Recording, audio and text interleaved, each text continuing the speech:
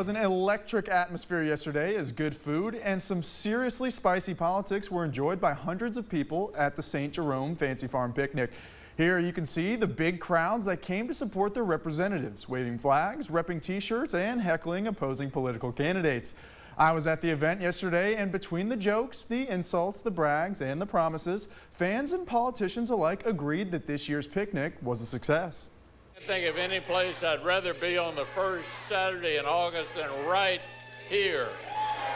The Fancy Farm picnic is known for its hot barbecue and spicy politics. U.S. Senator Mitch McConnell set the stage. I am so glad to see that Mitch McConnell bothered to show up today. The verbal warfare amongst politicians began. They wouldn't have careers if it weren't for Mitch.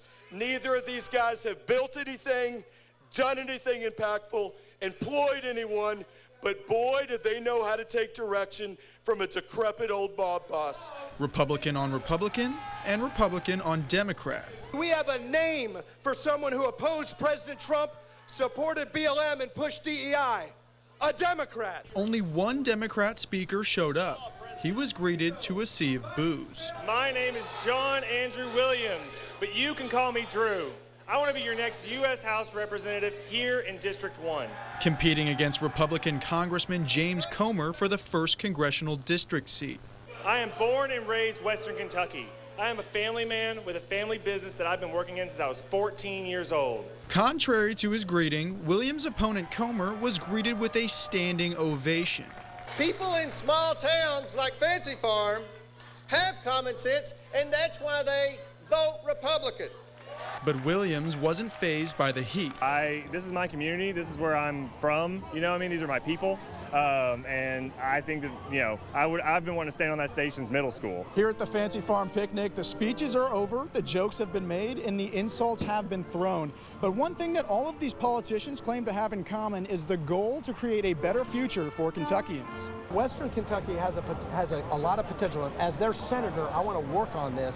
We're going to be building a coalition and a conversation that matters. But why the Republican dominance at Fancy Farm? When I was 10, it was about 15% Republican and 85% Democrat. Over the years, the Republican numbers kept growing to the point where it's 50-50 when I got started in politics 15 years ago, and now it's almost 100% Republican. People in small towns have conservative values and have conservative ideologies. How do the people feel about the 145th Fancy Farm picnic? Some of the jokes and digs were a little bit too much, I thought, but generally I liked hearing all the speeches. We do not approve of what our sitting representatives are doing in Palestine and Israel. I think we did a fantastic job of making that very, very, very clear. Yeah, I mean, it lived up to the hype, honestly.